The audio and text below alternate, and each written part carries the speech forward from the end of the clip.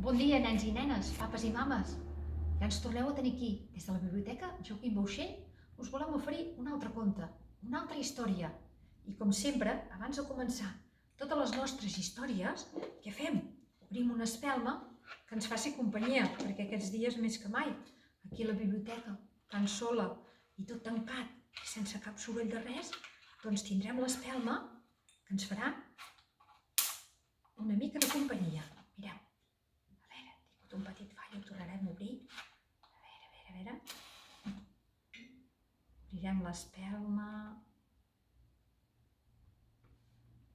Que ens faci companyia tota l'estona del conte. Mira, ja la tenim aquí. I saludem en Perot. Hola, Perot, què tal? Com estàs? En Perot content, com sempre, de fer-vos companyia. I content també, més content estarà si li cantem la seva cançó. Què us sembla? Va, des de casa, vinga, papes i mames, que segur que vosaltres ja us sabeu. Cantem la cançó d'en Perot? Vinga.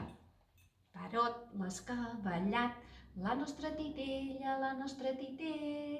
Perot l'escavallat, la nostra titella ens ha agradat. Molt bé. Ja estem a punt per escoltar la història d'avui. És un conte que ens parla d'un arbre. Un arbre molt vell.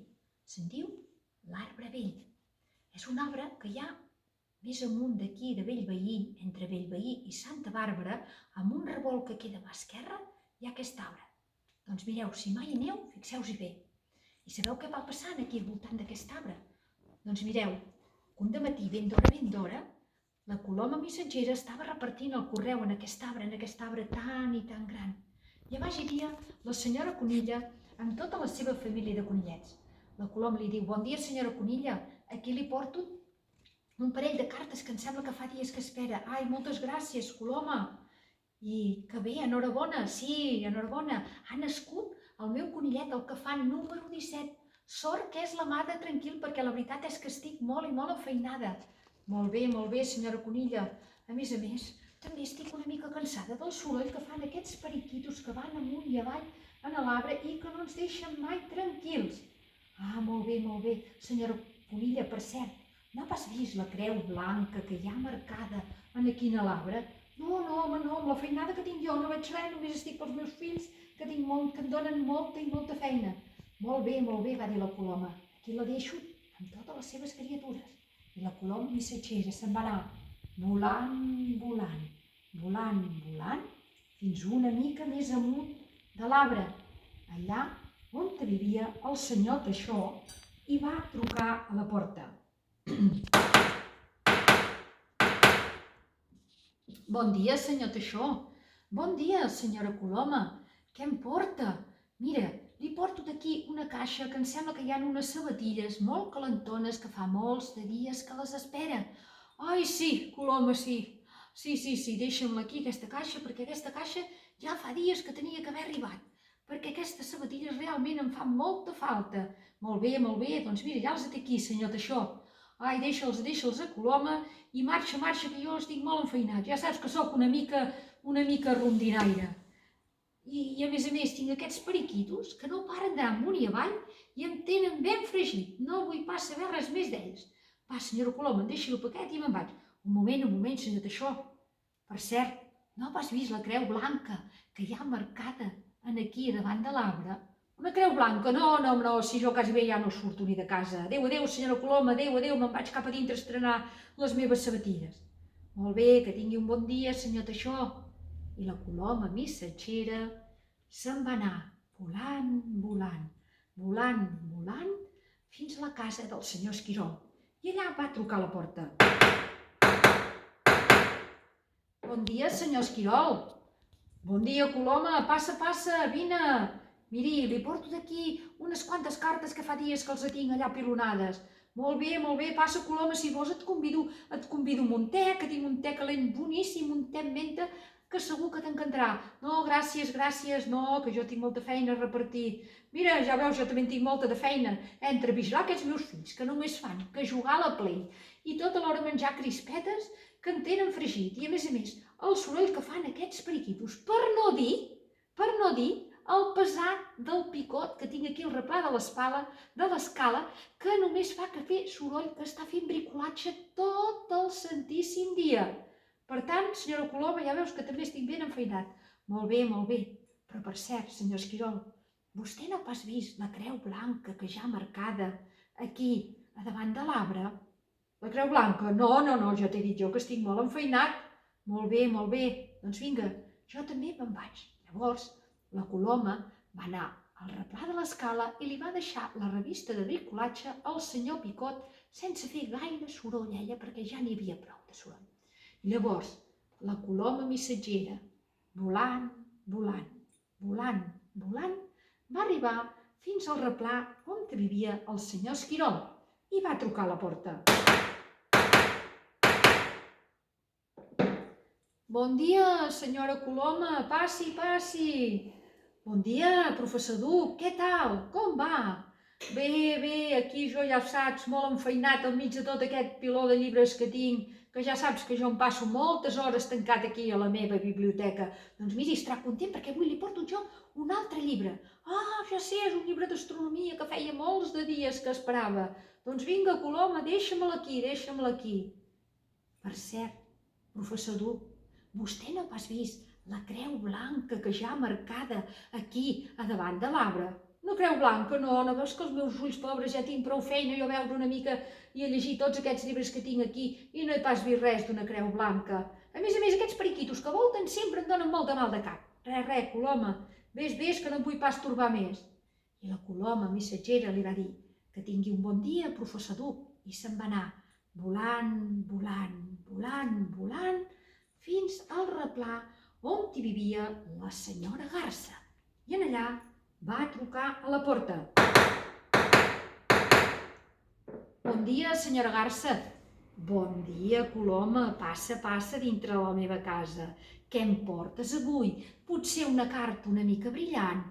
No facis bromes, senyora Garsa, que em sembla que la carta que et porto no t'agradarà gens ni mica. No? I així no brilla la meva carta que em portes? No. Em sembla que és una multa que fa molt, que ja saps tu que t'havia d'arribar. Passa, Coloma, que ja saps que a mi m'agrada molt arreplegar totes les coses brillants que trobo pel terra. Mira quina casa plena que tinc, plena de tresors. Molt bé, deixa't estar d'històries, que jo et deixo aquesta carta aquí i me'n vaig. Per cert, senyora Garsa, no ha pas vist la creu blanca que ja marcada aquí, a davant de l'arbre? I brilla aquesta creu? Va, passa, que me'n vaig. Adéu, senyora Garsa, que tingui un bon dia. I la Coloma missatgera se'n va anar volant, fins que va arribar a dalt de tota la capçada de l'arbre. I ja va arribar ben cansada, que quasi bé ja no podia fer anar les ales. Estic ben cansada. A dalt de tot de l'arbre hi vivia el capità Corb, que tenia una campana, i la senyora Coloma va tocar la campana. Endavant, puja, Coloma, puja. Ai, que quasi bé no tinc ni esma, estic ben cansada, que he tingut molta feina aquest matí. Pugi, senyora Coloma. Miri, capità Corb, li porto una postal. Quasi bé no va tenir temps ni d'acabar la seva frase. Què dius? Una postal? Sí, li porto una postal. Una postal? I llavors la Coloma se'l mira i li diu: per cert, capità Corb, vostè n'ha pas vist la creu blanca que ja marcada aquí en l'arbre? Com? Com dius? Una creu blanca? El capità Corb es va començar a tremolar. Una creu blanca que marca l'arbre? Va agafar la cebollera a llarga vista, va començar a mirar i diu: una creu blanca? No, això no pot ser terrible. Immediatament tots els presagis més dolents es van confirmar. De lluny va veure uns llenyataires que començaven a tallar l'arbre. Immediatament el capità Corb va agafar la campana que tenia al seu costat i va començar a tocar la campana. Sortiu tots de l'arbre, sortiu! Immediatament tots els els animals van baixar a la capçada de l'arbre. Què està passant? Baixeu, baixeu tots, que estem tots en perill, anava dient el capità Corb. Per primera vegada a la història el capità Corb va baixar baix a l'arbre i diu, però què passa? Així que per primera vegada a la vida tots els animals es van reunir junts a baix a l'arbre. El capità Corb els va dir, estem en perill, estem en perill. Com pot ser això? Com pot ser? I mentre estava dient això, mentrestant, tots els animals a baix van quedar garrativats, van quedar esbaperduts, van veure que començava a ploure serradures, van volar bocins d'escorça i grans trossos de fusta queien al seu voltant. Estaven aterrits i tots van començar a cridar, socors! Auxili! Estem en perill! Tots els animals de l'arbre estem en perill, volem la nostra casa, no volem que ens tallin l'arbre. Immediatament, el professor Picot, enmig d'aquest aldarull, va agafar un xiulet i va fer... Veniu tots cap aquí! I va tornar a xiular ben fort. Tots els animals de seguida li van fer cas i van pedir, què passa? Vinga, veniu aquí, ens hem d'organitzar. No és hora de cridar i d'espantar-nos-ho. Hem d'anar tots alhora i tots units per aconseguir que no ens facin malbé casa nostra. I què hem de fer? Van començar a cridar tots. Escolteu bé, que entre tots ho aconseguirem, va dir el professor Picot. I de seguida es va posar a organitzar la feina.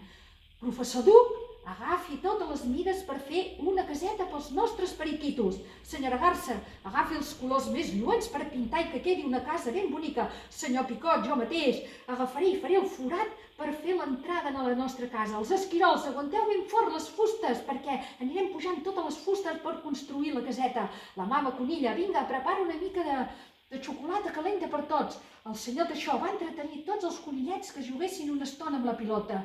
Entre tots es van posar a treballar hores i hores per aconseguir tenir a punt l'endemà una caseta pels nostres periquitos, va dir el senyor Picot. Van treballar tota la nit i quan es va fer fosc van quedar tots ben adormits de cansament. L'endemà al dematí van arribar els llenyataires amb la civa destral ben aviat. Es van mirar un a l'altre i van dir, però si aquí hauria d'haver-hi una creu marcada, una creu blanca en aquest arbre i no hi és. On és la creu? Aleshores es van enfilar i van dir, mira què hi ha aquí, una caseta. I un dels llenyataires va observar dintre la caseta, què veuen els meus ulls? No podem tallar aquest arbre, això que hi ha aquí dintre és massa bonic. A la nit havien nascut les cries dels periquitos i així és que els llenyataires van marxar i no van tornar en aquell bosc mai més. Llavors, tots els animals, quan van veure els llenyataires que els s'allunyaven, van sortir tots de l'arbre. El capità Corb va agafar la seva campana i va dir, ja podeu sortir, sortim tots.